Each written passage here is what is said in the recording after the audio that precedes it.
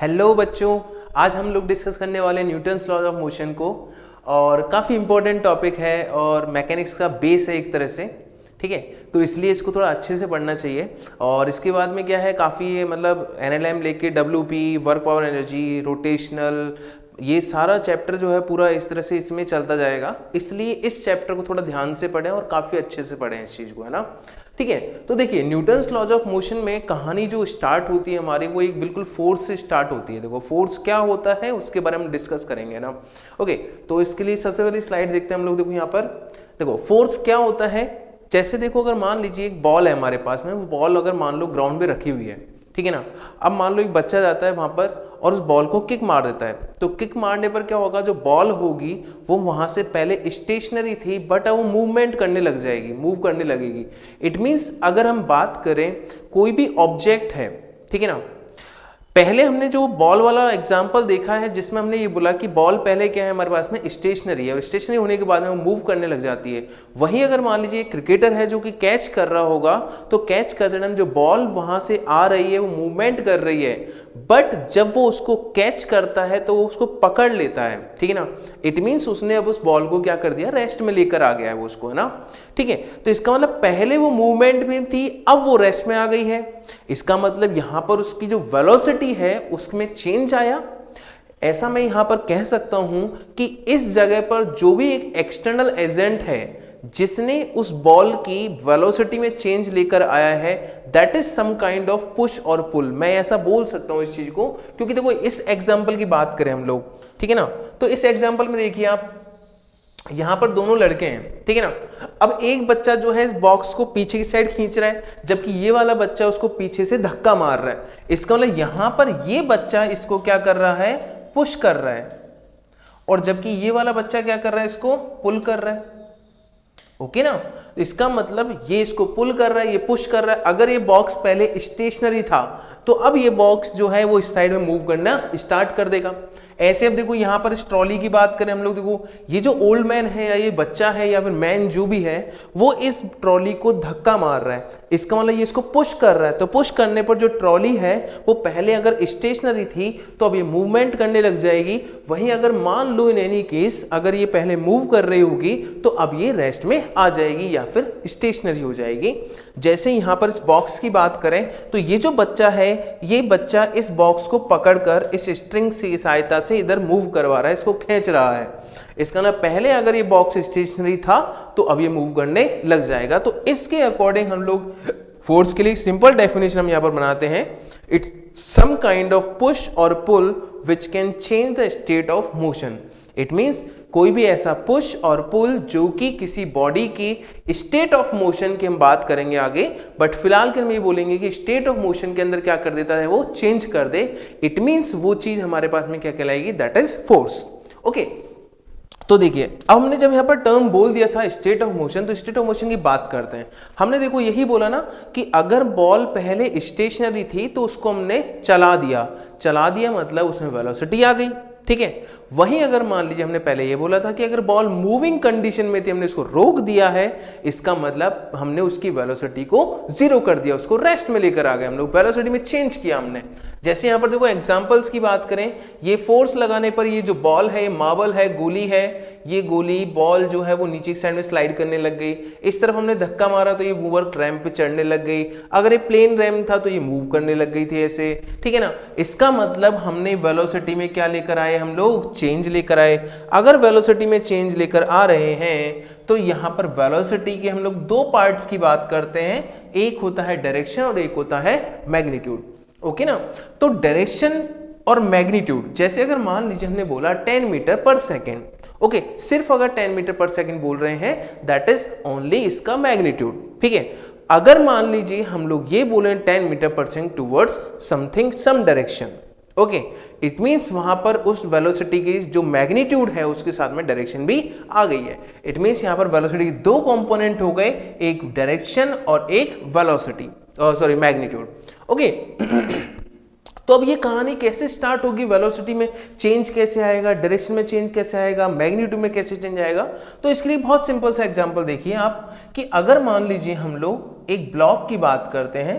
अब ये block let suppose कि इस तरफ v वेलोसिटी से मूव कर रहा है, ओके ना। तो v वेलोसिटी से अगर मूव कर रहा है, अगर मैं इसको इसी साइड से पुश करना स्टार्ट कर दूं, लेट से मैंने यहां पर F फोर्स लगा दिया, तो देखो जो वेलोसिटी है उसकी डायरेक्शन में ही क्या लगा है, फोर्स लगा है। इसका मतलब ये फोर्स जो है इसकी स्पीड को बढ़ाएगा या घटाएगा?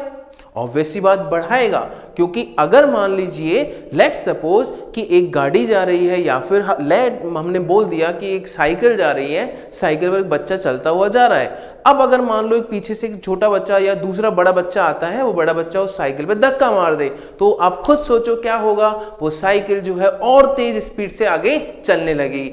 अगर यही चीज उल्टी डायरेक्शन में आके बोलते तो ये होता कि जो वेलोसिटी वो धीरे से कम हो जाती।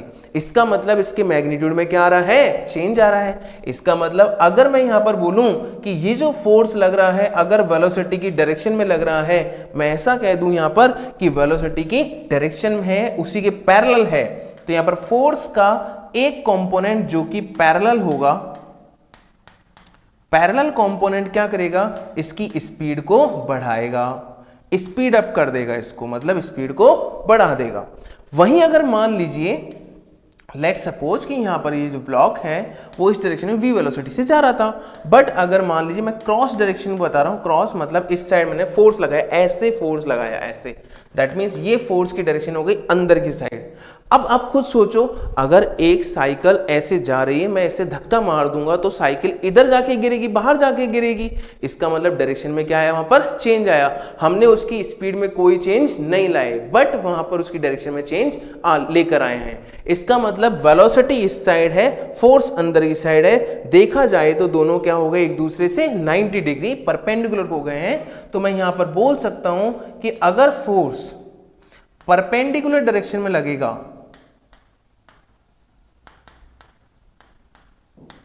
तो यहां पर क्या कर रहा है, वो डायरेक्शन को चेंज करेगा। तो डायरेक्शन विल चेंज, डायरेक्शन क्या हो जाएगी, यहां पर चेंज हो जाएगी, ठीक है ना। इट मींस यहां पर वेलोसिटी के अकॉर्डिंग हम बात करेंगे, अगर वेलोसिटी डायरेक्शन में अगर फोर्स लगेगा तो उसको स्पीड अप करेगा, मतलब उसकी मैग्नीट्यूड में चेंज लाएगा। और अगर परपेंडिकुलर डायरेक्शन में अगर वहां पर फोर्स लगाएंगे हम लोग तो ये उसके डायरेक्शन को चेंज करेगा। तो ये कहानी होती है हमारे पास में स्टेट ऑफ मोशन की। चलिए नेक्स्ट कहानी देखते हैं। देखो क्या कहानी है, that is inertia. What is inertia? Okay, इसको समझने के लिए छोटा सा एग्जांपल देखिए आपके सामने, बहुत सिंपल सा एग्जांपल है। एक बहुत पतला सा बारीक सा बच्चा, ठीक है, और ये बारीक सा बच्चा भागता हुआ जा रहा है एक मोटे से हाथी के पास में, और ये हाथी से टकराता है। अब टकराने के बाद देखो हाथी को क्या हुआ, कुछ नहीं हुआ, लेकिन बच्चा जो है वो नीचे गिर गया, ठीक है। अब इस चीज को और समझते हैं, ठीक है। लेट सपोज कि अगर मान लीजिए एक बॉल है, ठीक है ना, वो भारी बॉल है, लेट सपोज मतलब लोहे की बॉल है, ठीक है। तो लोहे की बॉल को अगर मान लो आप किक मारने लगो तो क्या होगा, सिंपल बात, अपने पैर में लग जाएगी, ठीक है। वहीं अगर मान लीजिए वही फुटबॉल होती या फिर कोई और हल्की सी बॉल होती तो हम किक मार के उस बॉल को उड़ा देते। इसका मतलब यहां पर कहानी क्या हुई कि भाई साहब उस जो बॉल है, लोहे वाली बॉल है, उस लोहे वाली बॉल ने उसकी स्टेट ऑफ मोशन को चेंज होने के लिए, वेलोसिटी में चेंज आने के लिए उसने कुछ ना कुछ अपोज किया हमें, ठीक है। वहीं जो हल्की बॉल थी वो उतना अपोज नहीं कर पाई। तो यहां पर यही प्रॉपर्टी बोली जाती है, the property of object by virtue of which it opposes the change in state of motion. It means velocity, velocity में चेंज का जो अपोज करे, दैट प्रॉपर्टी इज कॉल्ड हमारे लिए इनर्शिया। अब आप शायद इस एग्जांपल को देखकर ये समझ पाए हैं, इस भारी हाथी पर कोई फर्क नहीं पड़ा। क्यों भारी, क्यों? क्योंकि इसका मास ज्यादा है, जबकि ये हल्का बच्चा, इस हल्के बच्चे को देखो आप, हल्के बच्चे की बात करें तो इसका मास क्या है, कम। तो मैं ऐसा कह सकता हूं कि कौन ज्यादा अपोज किया, हाथी, मतलब ज्यादा मास, और हल्के बच्चे ने कोई अपोज नहीं किया, ज्यादा नहीं किया। इट मींस मैं ऐसा कह सकता हूं inertia is directly proportional to mass, मतलब जितना ज्यादा मास होगा उतना ही ज्यादा क्या होगा, इनर्शिया होगा, ओके ना। तो इट मींस ये बहुत सिंपल सी बात हो गई कि इनर्शिया किससे रिलेट करेगा, हमारे पास में मास से रिलेट करेगा। तो आप याद रखें ये चीज कि जब भी अगर बात करें इनर्शिया की, इनर्शिया मतलब इट्स अ अपोजिंग प्रॉपर्टी, ठीक है ना, जिससे वेलोसिटी में चेंज को अपोज किया जाता है, और जितना ज्यादा मास होगा उतना ही ज्यादा क्या होगा, यहां पर इनर्शिया होगा, ओके ना। चलिए नेक्स्ट देखो, अब देखिए यहां पर हम बात करते हैं इनर्शिया के डिफरेंट टाइप्स की। ओके, तो आप पहला एग्जांपल देखें बहुत ध्यान से, आपको ये समझ में आएगा कि देखो बॉल जो है इस कागज के गत्ते के ऊपर रखी थी। अब हमने कागज के गत्ते को एकदम से स्लाइड किया, तो स्लाइड करते ही बॉल किधर आ गई है, अंदर। मतलब बॉल अभी भी कहां पर है, रेस्ट में है, अभी भी रेस्ट में है। रेस्ट का मतलब क्या हुआ, वो वहीं रहना चाह रही है, ठीक है ना। जबकि कौन खिसका है, यहां से गत्ता खिसका है। इसका मतलब यहां पर हम ऐसा कह सकते हैं, first condition that is rest condition, it means inertia of rest. तो फर्स्ट स्टेट जहां पर अगर कोई ऑब्जेक्ट रेस्ट में होता है तो उसकी इस पोजीशन में जो इनर्शिया वर्क कर रहा होगा that is called inertia of rest. वहीं दूसरी कंडीशन में देखो आप, ये जो कार है वो चलती आ रही है, लेकिन कार रुक गई, लेकिन जिराफ जो है वो आगे की तरफ टिल्ट कर रहा है। इसका मतलब ये क्या कर रहा था, मूविंग कंडीशन में था, बट हमने उस बॉडी को रोक दिया, लेकिन जो अंदर बॉडी है वो अंदर वाली बॉडी अभी भी चलना चाहती है, इसलिए यहां पर हमने बोला कि वो बॉडी आगे की तरफ टिल्ट कर गई है, ठीक है ना। तो ये कहलाता है इनर्शिया ऑफ मोशन। अब यहां देखो, आप इन दो केसेस को छोड़े, पहले फर्स्ट वाले केस को देखिए। अगर यहां बॉल को हम ड्रॉप करते हैं तो बॉल नीचे बिल्कुल ऐसे कैसे चली जाएगी, लेकिन हल्का सा हम इसको ऊपर लिफ्ट करेंगे तो बॉल किधर जाएगी, ऊपर, फिर बॉल और ऊपर चल जाएगी अगर और लिफ्ट किया गया। इसका मतलब अगर हम लोग डायरेक्शन को चेंज करेंगे तभी उसकी डायरेक्शन में क्या आएगा, चेंज आएगा, अदरवाइज कोई चेंज आने की पॉसिबिलिटी नहीं है। तो इसको हम बोलते हैं इनर्शिया ऑफ डायरेक्शन। तो हमारे पास तीन टाइप का इनर्शिया होता है, inertia of rest, inertia of motion and inertia of direction. There are three types of inertias. Okay, got it. चलिए अब इसी बेस पर इसका फर्स्ट लॉ कहा जाता है, that is first law which is inertial law इसको बोलते हैं। कि देखो आप इस एग्जांपल को आप समझें, देखिए अगर यहां पर ये पत्थर जो है, ये पत्थर अगर नहीं होता, इस जगह पर ये जो पत्थर है, ये पत्थर अगर नहीं होता तो यहां पर गाड़ी इससे टकराती नहीं और ये चलता जाता। लेकिन जैसे ही पत्थर से गाड़ी टकराई तो गाड़ी टकराने पर गाड़ी तो रुक गई, लेकिन आगे ऊपर जो ग्लास है या जो भी है वो वेसल टूट चुका है। इसका मतलब क्या हुआ कि हम ऐसा कह सकते हैं कि जब तक मैं अगर ये पत्थर नहीं रखता, या फोर्स, ये वाला जो फोर्स है जो इसको अपोज कर रहा है, रोक रहा है, वो अगर फोर्स यहां पर नहीं होता तो ये गाड़ी ऐसे कैसे चलती जाती, ठीक है ना। इसी तरह से अगर मान लीजिए कोई बॉल है, वो अगर ग्राउंड में रखी हुई है तो ग्राउंड में रखी रहेगी, जब तक मैं उस पर कोई धक्का नहीं मारूंगा, कोई फोर्स नहीं लगाऊंगा, तब तक वो बॉल वहीं पर पड़ी रहेगी, ठीक है ना। इट मींस हमने यही कहा जाएगा कि अगर कोई बॉडी रेस्ट पर है या मूविंग कंडीशन में है तो तब तक रेस्ट में या मूविंग कंडीशन में रहेगी जब तक हम कोई एक्सटर्नल फोर्स उस पर अप्लाई ना करें, ओके ना। तो जब तक हमने यहां पर एक्सटर्नल फोर्स अप्लाई नहीं किया तब तक ये बॉडी जो है मूविंग कंडीशन में रहती, या फिर स्टेशनरी तो स्टेशनरी रहेगी, अगर कोई डायरेक्शन में जा रही तो उसी डायरेक्शन में चलती जाएगी जब तक उस पर कोई एक्सटर्नल फोर्स नहीं लगाया जाएगा। ओके, दैट इज कॉल्ड हमारे लिए first law of motion, okay ना। चलिए नेक्स्ट की बात करते हैं हम लोग, second law of motion. Second law of motion क्या कहता है, it's very simple.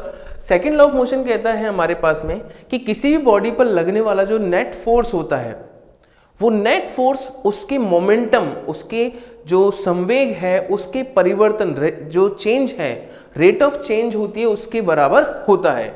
It means मैं यहां पर कह सकता हूं कि जो फोर्स लग रहा होगा that is equal to rate of change which can be written as D over D T. अब किस में चेंज ला रहे हैं हम लोग, देखो मोमेंटम। मोमेंटम क्या होता है भैया, पी होता है। इट मीन्स मैं लिख सकता हूं डीपी अपॉन डी। अब भाई मोमेंटम क्या होता है, नया क्वेश्चन अराइज हो गया, तो बोले सिंपल सी बात भैया, मोमेंटम क्या होता है, it's a product of mass and velocity.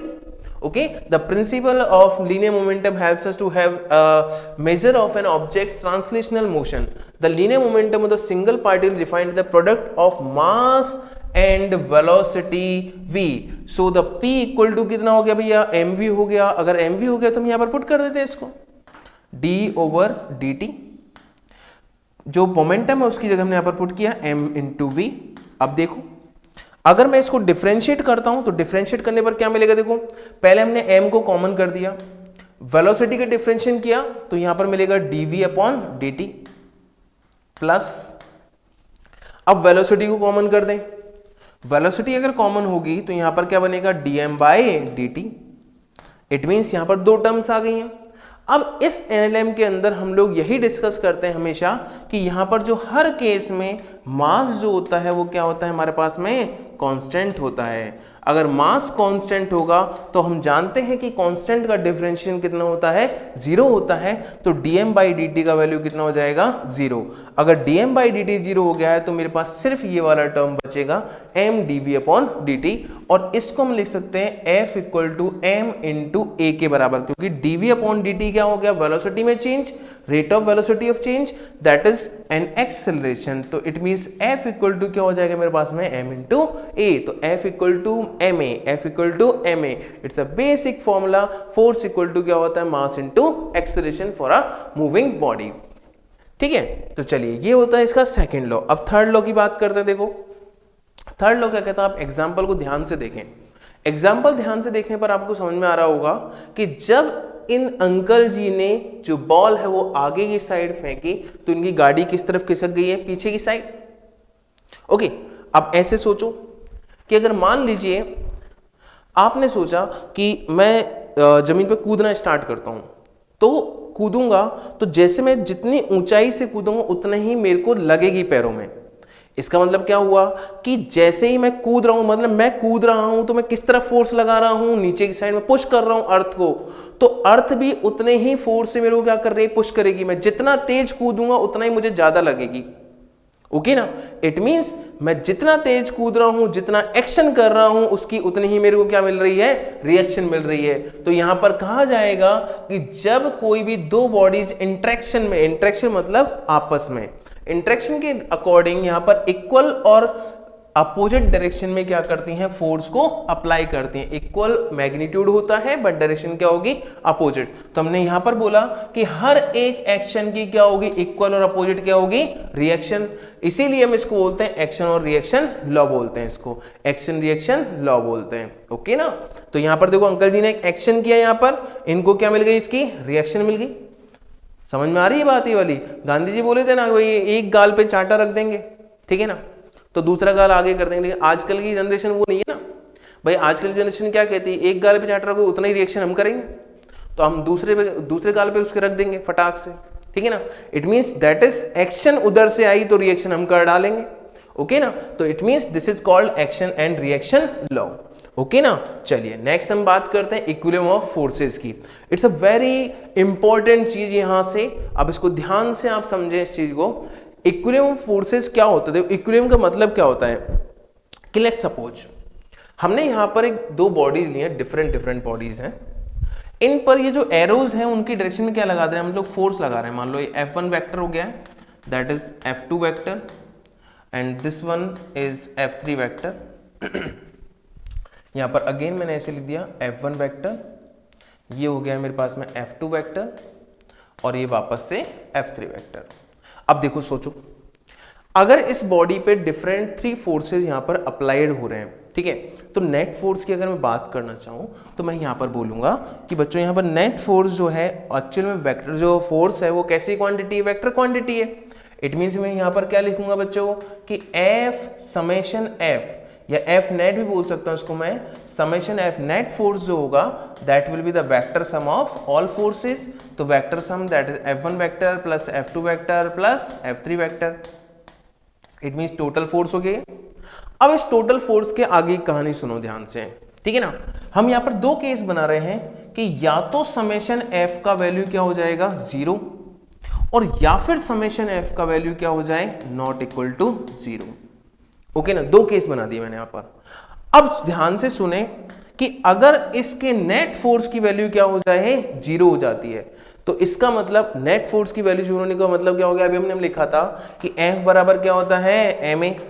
अब F का वैल्यू 0 हो गया, इस 0 का मतलब क्या हो गया, मास तो 0 हो नहीं सकता, क्या 0 हो जाएगा यहां पर, एक्सेलरेशन भी क्या हो जाएगा 0।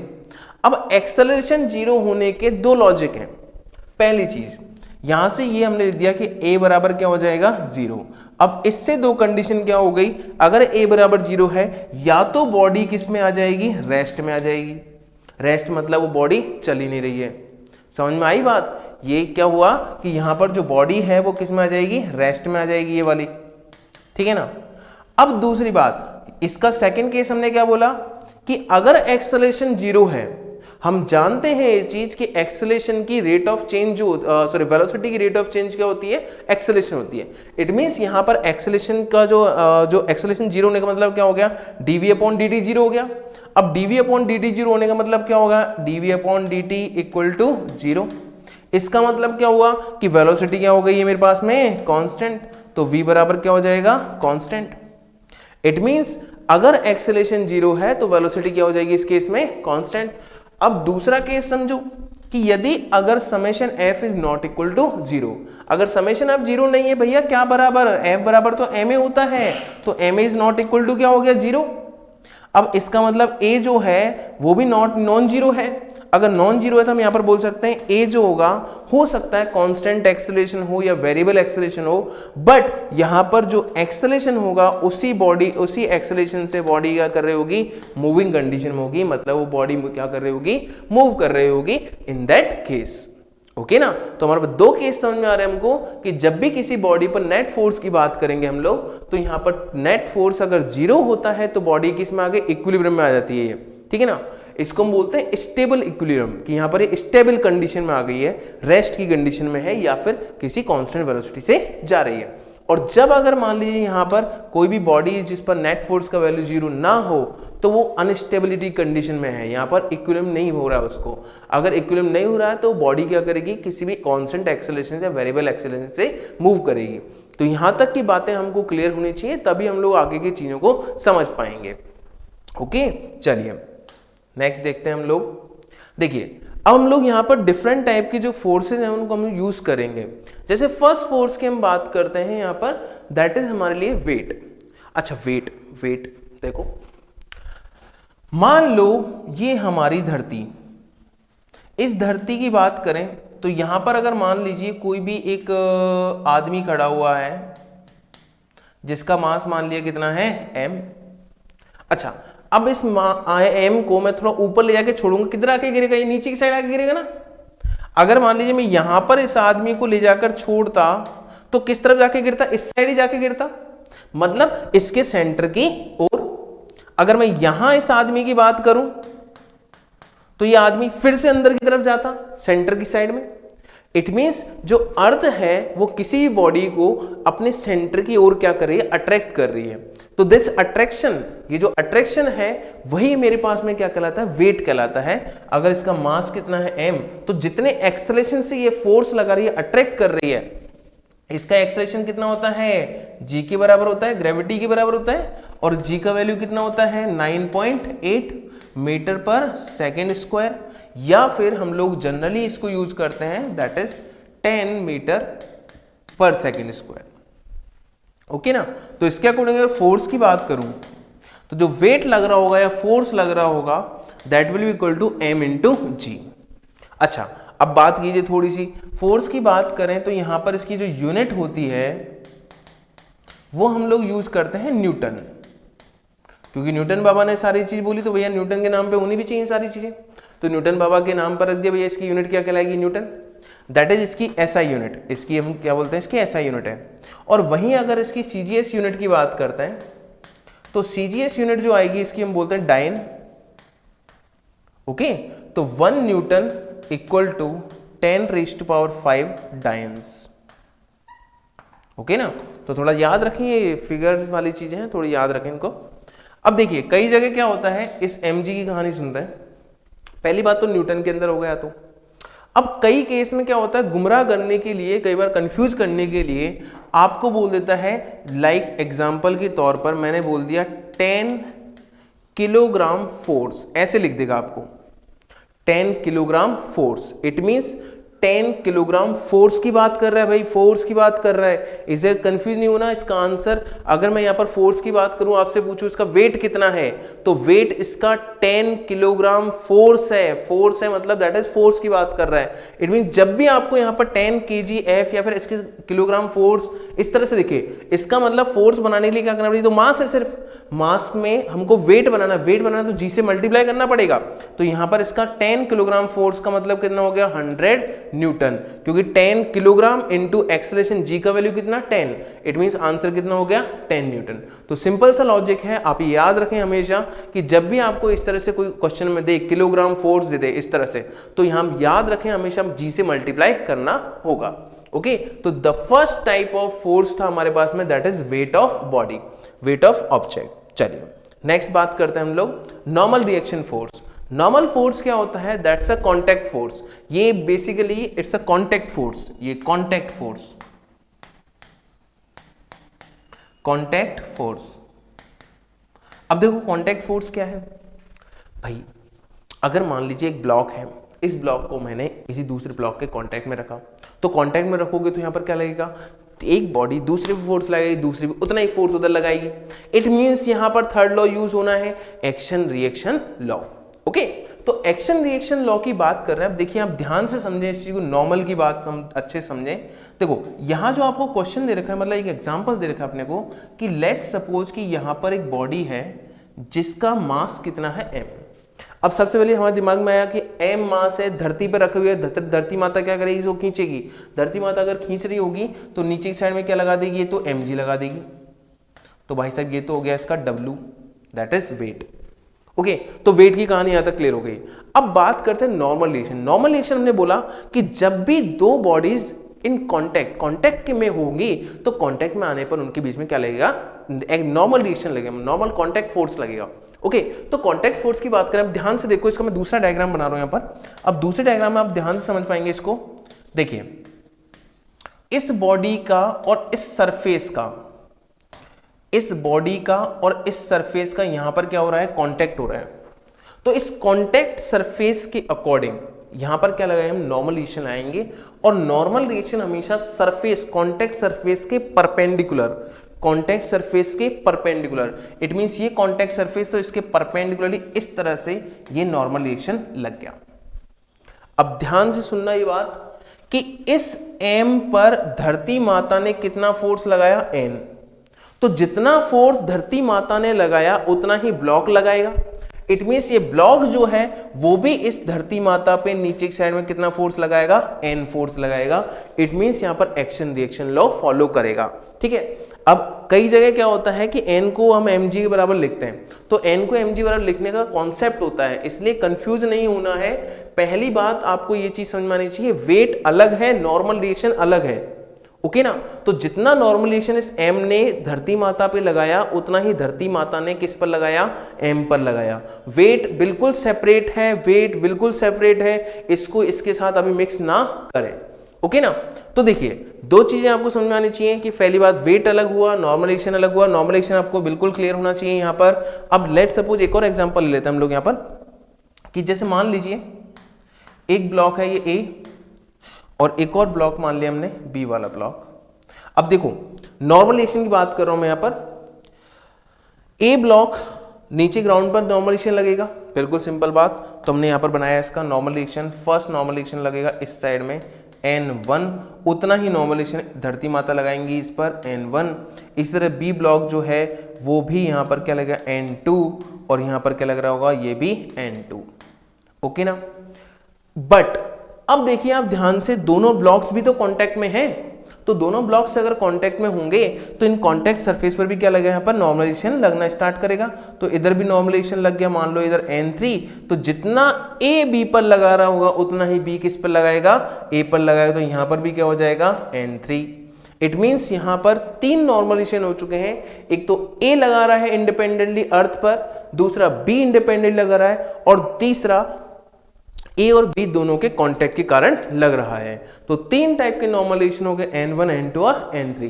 तो सिंपल बात आप याद रखें, देखो यहाँ पर मैंने कोई वेट वाला कंपोनेंट इस जगह यूज नहीं किया है, कोई जगह वेट नहीं लिखा मैंने, बट सिर्फ नॉर्मलाइजेशन की बात की यहाँ पर।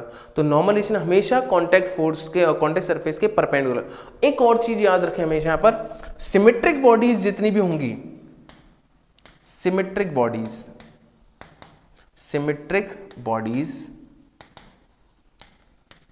For symmetric bodies normal reaction जो होगा N, normal reaction always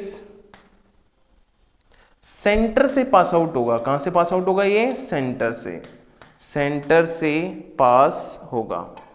okay ना? तो हमेशा याद रखें, जैसे मान लो कोई स्फीयर है, तो स्फीयर के लिए जब नॉर्मल की बात करो तो कहां से जाएगा? हमेशा सेंटर से जाएगा। अब जैसे अगर ये बिल्कुल सिमेट्रिक बॉडी होती तो ये भी नॉर्मल कहां से रहेगा? सेंटर से जा रहा है, इसलिए मैंने बनाया इसको सेंटर से जाते हुए। ओके ना? तो वेट जो है, वेट तो हम बोल सकते हैं कि वहां पर सेंटर पे लगेगा या फिर कहीं और पॉइंट पे लगेगा, लेकिन ये नॉर्मल एक्शन की बात करो तो ये कहां से जाएगा? हमेशा सेंटर से पास आउट होगा इस जगह ना। ओके, तो ये चीज हमको नॉर्मल एक्शन में कंक्लूड होनी चाहिए, अच्छे समझ में आनी चाहिए, बिल्कुल कंफ्यूज नहीं होना है इस चीज में। ओके ना? चलिए नेक्स्ट बात करते हैं आगे। टेंशन, मस्त चीज, बिल्कुल धमाकेदार चीज, और बहुत ज्यादा काम आती है, बहुत कंफ्यूज भी करती है, दिमाग खराब हो जाता है टेंशन से। और टेंशन में नाम भी टेंशन है तो बहुत दिमाग खराब होगा, ऐसा है ना। ओके, कोई टेंशन नहीं लेनी, बिल्कुल से मस्त रहने का। ठीक है, देखो भैया, ये है हमारे पास में एक बॉडी है, लेट सपोज इसका मास कितना है? m। मान लिया इसका मास हमने बोल दिया यहाँ पर मास m। अब देखो इस मास m की कहानी ये है कि इस मास m पर नीचे क्या लग रहा होगा? वेट लग रहा होगा, है ना। अच्छा, पहले अज्यूम करते हैं, एक रस्सी लेते हैं। अब इस रस्सी को अगर मान लीजिए, लेट सपोज कि मान लो, एक एग्जांपल लेता हूं यहाँ पे, देखो। ओके, अभी अगर देखा जाए तो ये रस्सी देखो, बिल्कुल जो भी ये धागा है, रस्सी है, वो बिल्कुल ऐसे ढीली सी हो रखी है, ठीक है ना। बट अगर मैं इस पे मास लटकाऊं या मैं इसको पुश करूंगा या पुल करूंगा, देखो आप, बिल्कुल खिंचती जा रही है, देखो एकदम टाइट हो गई है, बिल्कुल टाइट हो गई है, ज़्यादा टाइट हो जाएगी, टूट जाएगा वायर भैया, बहुत नुकसान हो जाएगा, कंपनी वाले मारेंगे मेरे को, है ना। ओके ना, तो भैया देखो अच्छे से बिल्कुल टाइट हो गई ना, फिर वापस छोड़ूंगा, देखो ढीली हो गई। इट मीन्स वापस से मैंने फोर्स लगाया, देखो खींचा, या मैं वेट लटका दूंगा तो वापस से क्या हो जाएगी? ये टाइट हो जाएगी। It means tightness, tightness, tightness, बिल्कुल टाइटनेस जो होता है वही हमारे पास में क्या है यहाँ पर? टेंशन। कि जब तक इस मास को हम नहीं लटकाएंगे तब तक ये रस्सी ऐसे ही लटकी रहेगी, बिल्कुल मस्त रहेगी, झूलती रहेगी, लेकिन जैसे ही मास को लटकाए, मास लटकाते ही टाइट हो जाएगी। अब टाइट होगी तो इसमें टेंशन आ जाता है, टेंशन। ओके ना, तो टेंशन अगर आ गया तो देखो टेंशन की कहानी क्या है? बहुत सिंपल कहानी है, बिल्कुल अच्छे से समझें। देखो जी, यहां पर ये मास m नीचे लग रहा था, इसका क्या? mg। इस mg ने इस रस्सी के अंदर क्या क्रिएट किया? टेंशन। हमेशा याद रखें, टेंशन हमेशा पॉइंट ऑफ कांटेक्ट से दूर। पॉइंट ऑफ कांटेक्ट कहां पर हो गया? एक तो पॉइंट ऑफ कांटेक्ट ये हो गया, और एक पॉइंट ऑफ कांटेक्ट ये हो गया। पॉइंट ऑफ कांटेक्ट से दूर की साइड में टेंशन की डायरेक्शन लेनी है, ये हो गया t, ये भी हो गया क्या? t। अच्छा, t और t दोनों सेम कैसे होगा भैया? देखो, देखते हैं, समझते हैं। अभी तक हम जो कहानी समझेंगे, रोटेशनल में ये कहानी थोड़ी अलग हो जाएगी, बट फिलहाल के लिए हम ये बोल रहे हैं, एक रस्सी एक टेंशन, एक, अरे एक एक एक एक एक रस्सी, गलत हो गया, एक रस्सी, एक रस्सी, रस्सी, एक टेंशन, एक रस्सी एक टेंशन। ओके, ये रस्सी, तो इसमें टेंशन जो होंगे, देखो ऑब्वियसली बात है, पॉइंट ऑफ कांटेक्ट दो हैं तो टेंशन भी दो लगेंगे, ठीक है ना। हमेशा ये पुल करने की कोशिश करता है ना ये, क्योंकि देखो यहां पर अगर देखा जाए तो ये रस्सी क्या करना चाहिए? मास को उस तरफ पुल करना चाहिए ना, तभी तो वो स्टेबल रह पाएगा, है ना। अगर यहां देखें तो इधर क्या रस्सी है? नीचे की तरफ खींच रही है उसको। ओके ना, तो हमेशा पुलिंग टेंडेंसी होती है इसकी, है ना। तो एक चीज ये भी याद रखें हम लोग कि हमेशा इसकी क्या होती है? पुलिंग टेंडेंसी, मतलब इसको खींचने की टेंडेंसी होती है इसकी, है ना। ओके, तो खींचने की टेंडेंसी है। एक ही रस्सी में दो पॉइंट ऑफ कांटेक्ट है तो यहां पर दो टेंशन लगेंगे। ओके ना, तो टेंशन डिफरेंट नहीं है, सेम टेंशन है, क्योंकि रस्सी एक तो तनाव भी एक, टेंशन भी एक। तो यहां पर भी T हो जाएगा और यहां पर भी क्या हो जाएगा? T हो जाएगा। इट मींस दोनों पूरी रस्सी में क्या हो गया? थ्रू आउट द टेंशन क्या रहेगा? सेम रहेगा। ओके ना, तो चलिए, ये बहुत सिंपल सी लॉजिक है, आप हमेशा याद रखें। कोई भी रस्सी की बात करें हम लोग तो पॉइंट ऑफ कांटेक्ट देखें सबसे पहले, और पॉइंट ऑफ कांटेक्ट से दूर की डायरेक्शन में क्या बना दोगे आप? टेंशन की डायरेक्शन बना देंगे हम लोग, है ना। ओके, तो यहां पर हमारे पास में टेंशन बन चुका है ना। चलिए नेक्स्ट देखिए, अब आता है हमारे पास बहुत ही इंपॉर्टेंट टॉपिक इस पूरे चैप्टर का, that is free body diagram. Without this हमें कोई भी क्वेश्चन को सॉल्व करने में हमको दिक्कत आएगी, इसलिए हम यहाँ पर फ्री बॉडी की बातें बहुत ज्यादा करेंगे। देखिए, फ्री बॉडी डायग्राम क्या होता है? इट्स अ सिंपल डायग्राम, ये बहुत सिंपल सा डायग्राम है, बट इसका काम क्या है? ये क्या करता है कि उस बॉडी पर लगने वाले जितने भी फोर्सेज हैं उन फोर्सेज के बारे में डिस्क्रिप्शन देता है हमको। कोई भी हमारे पास में एग्जाम्पल हो, कोई भी बॉडी हो, उस पर जितने भी फोर्स लग रहे होंगे उन सभी फोर्सेस पर क्या देगा यहाँ पर, ये उनकी बारे में ब्रीफ इंट्रोडक्शन देगा। जैसे देखो, अब ये जो कोई बॉडी है m मास की, इस तरह से दो प्लैंक्स हैं, उन प्लैंक्स के बीच में रखी हुई है। मेरे को इसका एफबीडी बनाना है ना, ठीक है। एफबीडी बनाते टाइम क्या क्या चीजें याद रखनी है? सबसे पहली बात तो हमको क्या करना है, देखो सबसे पहली चीज, ऑब्जेक्ट को क्या माने, ऑब्जेक्ट जो है, ऑब्जेक्ट को टर्न कर दो पॉइंट में, किसमें कन्वर्ट कर दो इसको, पॉइंट में, ठीक है ना। सेकंड, सारे फोर्सेस को, ऑल फोर्सेस आर नोटेड, उन सब को नोट कर दो। फिर उसके बाद में डायरेक्शन वगैरह जो भी आ रही है उनके अकॉर्डिंग देखा जाएगा सारी कहानी, ठीक है ना। जैसे देखो फर्स्ट क्वेश्चन यहां पर देखते हैं अपन लोग, इसका मास नीचे की साइड में क्या लग रहा होगा, यहां पर वेट लग रहा होगा mg। अब देखो स्फीयर है ना, सिमेट्रिक बॉडी, नॉर्मल रिएक्शन कहां से पास आउट करेगा, सेंटर से पास आउट करेगा। तो कॉन्टैक्ट सरफेस से यहाँ पर perpendicular, that will be the normal reaction, centre से पास आउट करता हुआ, दैट इज n1। ये हो गया मेरे पास में n1, ओके ना। अब यहाँ पर देखो दूसरा सरफेस नॉर्मल रिएक्शन यहाँ लग रहा होगा, सेंटर से पास आउट होती है, यहाँ पर हो गया, दैट इज n2। पॉइंट लेके रहो और यहाँ बना दिया मैंने इसका पूरा एफबीडी, इस जगह नीचे mg, यहाँ पर n2 और इधर हो जाएगा n1, that is simple FBD.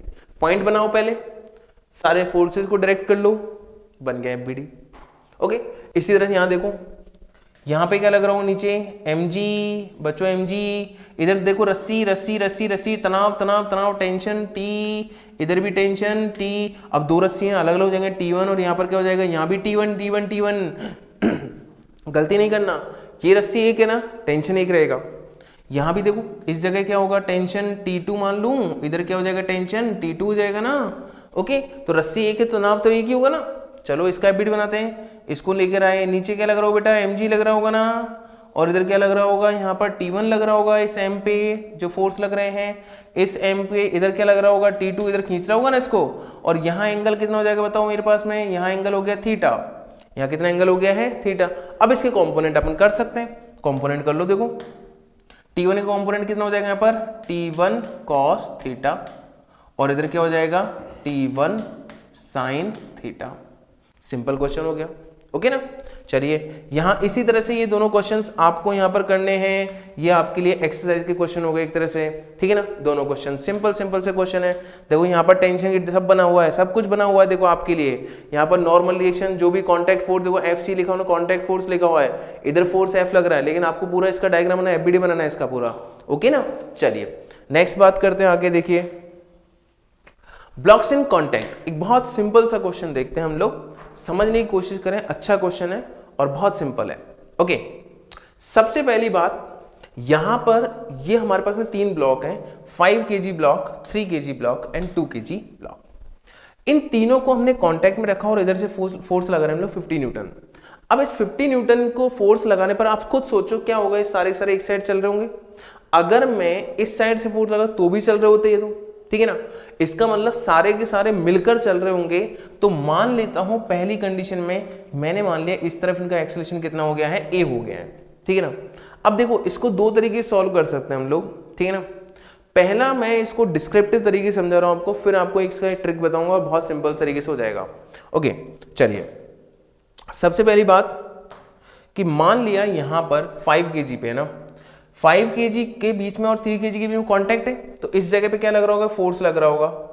यहां पर क्या लगेगा, n1 नॉर्मल रिएक्शन है, इधर भी क्या लग रहा होगा, n2 लग रहा होगा। ये शायद दिख नहीं रहा होगा मेरे हिसाब से, चलो इसको चेंज कर देते हैं, that is n2, sorry n1, यहाँ पर ये चेंज करो, n1, दिस इज n1, और यहाँ पर भी क्या लग रहा होगा, n1। जितना फोर्स ये लगाएगा कॉन्टैक्ट, उतना ही फोर्स ये लगाएगा। ऐसे ही यहां पर देखो इस तरफ 3 kg 2 किलोग्राम पे कितना लगा रहेगा, n2, और इधर भी क्या लग रहा होगा, n2। हालांकि इधर भी एन एन लग रहे होंगे जो धरती माता लगा रही होगी, लेकिन उनसे मुझे कोई मतलब नहीं है क्योंकि बॉडी इस साइड में मूव कर रही है, इसलिए मैं ये कहानी ही लिखूंगा, बाकी इधर वाली कहानी नहीं लिखेंगे। अब देखो हर एक बॉडी का अपन एफबीडी बनाते हैं ना, एफबीडी देखो 5 kg, पहले हमने बात की 5 kg के लिए। 5 kg की बात करें तो इस साइड में देखो इस पे क्या लग रहा है 50 न्यूटन, और इस तरफ देखो कौन लगा रहा है 3 kg, कितना फोर्स लगा रहा है यहाँ पे N1 फोर्स लगा रहा है, और फिर भी ये किधर जा रहा है इस साइड में A एक्सेलेरेशन से, तो लेट यहां पर इसका एक्सेलेरेशन कितना हो गया है A, ठीक है ना। अब देखो इसी तरह से मैंने 3 kg का ब्लॉक का बेडी बनाते हैं। 3 kg की बात करो, 3 kg देखो 5 kg कितना लगा रहा है इधर N1 लगा रहा है, जबकि इधर कौन लगा रहा है 2 kg N2 लगा रहा है ना, इसका ना इधर N1 है, इधर कितना है N2। चलो मैंने 3 kg की बात बताते हैं अपन, इधर लगाया अपन ने N1 और इधर लगाया अपन ने N2, और फिर भी बॉडी किस तरफ जा रही है इस साइड, ओके ना, वही A एक्सेलेरेशन से। इधर मैंने 2 kg की बात की, 2 kg की बात करूं देखो 2 kg पे सिर्फ एक इकलौता फोर्स लगा रहा है जो कि 3 kg लगा रहा है, वो कितना N2। इट मीन 2 kg पे इकलौता फोर्स लग रहा है, वो भी कितना लग रहा है N2, जिसके कारण इधर जा रहा है कितने एक्सेलेरेशन से A से, ओके ना। तो चलिए अच्छा अब यहां सोचो, आप खुद सोचो, अगर मान लीजिए मेरे को एक बालक इधर से खींचे, एक बालक इधर से खींचे, तो अगर मैं इस साइड जा रहा हूं तो मतलब कौन सा फोर्स ज्यादा होगा, ये वाला फोर्स ज्यादा होगा ना, तभी तो इधर जाएगा। एग्जैक्टली यहां पर सोचो, अगर मैं ब्लॉक 5 kg तो इधर 50 न्यूटन लग रहा है, इधर मेरे पास N1 लग रहा है, अगर ये ज्यादा होगा तो मैं किधर जाऊंगा इधर, इसका मतलब ये एक्सेलेरेशन क्या हो गया मेरा, मतलब इस साइड आने के लिए ये वाला फोर्स क्या होना चाहिए ज्यादा। इट मींस इन दोनों में से कौन सा फोर्स ज्यादा हो गया है, 50 ज्यादा है। कौन ज्यादा है 50, अच्छा 50 ज्यादा है। चलिए अभी हमने लिखा था कि समेशन F बराबर क्या होता है ma, समेशन F मतलब नेट फोर्स। नेट फोर्स देखो इधर कितना लग रहा है 50, इधर कितना लग रहा है N1, मतलब दोनों की अपोजिट डायरेक्शन हो गई, अपोजिट डायरेक्शन हो गई, तो नेट फोर्स कैसे लिखूंगा मैं, that is 50 minus N1 equal to 5 into A, acceleration A है ना, ओके।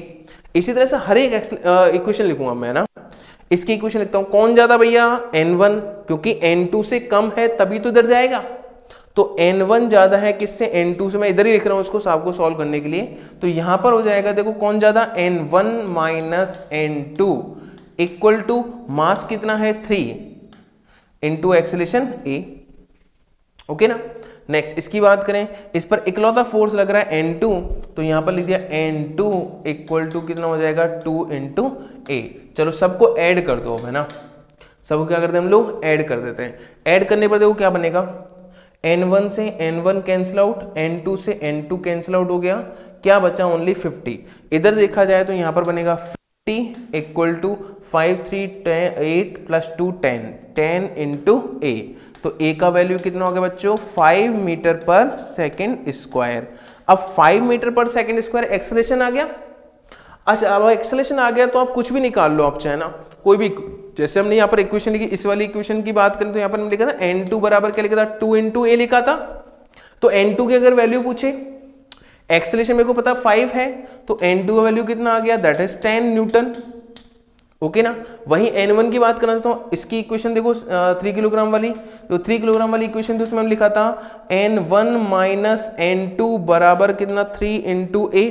इक्वेशन में वैल्यू पुट करो, N1 की वैल्यू निकालनी है, N1 माइनस N2 कितना है 10 बच्चों, 3 इंटू A का value 5, it means N1 equal to कितना हो जाएगा 10 plus 15 that is 25 newton, okay ना। तो N1 का वैल्यू आ गया। इस तरह से हम लोग N1, N2 और एक्सेलरेशन की वैल्यू फाइंड आउट कर सकते हैं, ओके ना। तो यहां पर हमारे पास में ये तो होता है इसका डिस्क्रिप्टिव तरीका, जो कि बोर्ड्स वगैरह के लिए हमको काफी यूजफुल रहता है। बट अगर मान लीजिए हम लोग इस क्वेश्चन को हम बिल्कुल ट्रिक के थ्रू करना चाहें, एक्सेलरेशन निकालना चाहें, तो बहुत सिंपल निकाल सकते हैं। इसके लिए हम लोग यहाँ पर एक बहुत सिंपल सा फॉर्मूला लिखते हैं, A बराबर A एक्सेलरेशन इक्वल टू, इस एक्सेलरेशन की वैल्यू हम लिखते हैं जो भी फोर्स लग रहा है, कितना फोर्स लग रहा है इस बॉडी पे, नेट फोर्स कितना लग रहा है 50, ठीक है ना, दैट इज 50। तो यहां पर हो गया A का वैल्यू नेट फोर्स, मतलब net force upon total mass. देखो नेट फोर्स कितना था 50 था ना, अपॉन टोटल मास कितना हो गया 10, आंसर हो गया 5 मीटर पर सेकेंड स्क्वायर। अब आपको एक्सेलरेशन मिल गया तो आप कोई सी भी इक्वेशन वैल्यू पुट कर लो, आप आंसर निकाल सकते हो, ठीक है ना। तो आपको ये प्लस माइनस करने वाली झंझट नहीं रहेगा, तो आपको सिंपल इक्वेशन लिखनी है, इक्वेशन लिख के एक्सेलरेशन फाइंड आउट आप कर ही लोगे, इक्वेशन फाइंड आउट कर लोगे तो यहाँ पर हम लोग इसको सॉल्व कर सकते हैं। ओके, चलिए, थैंक यू।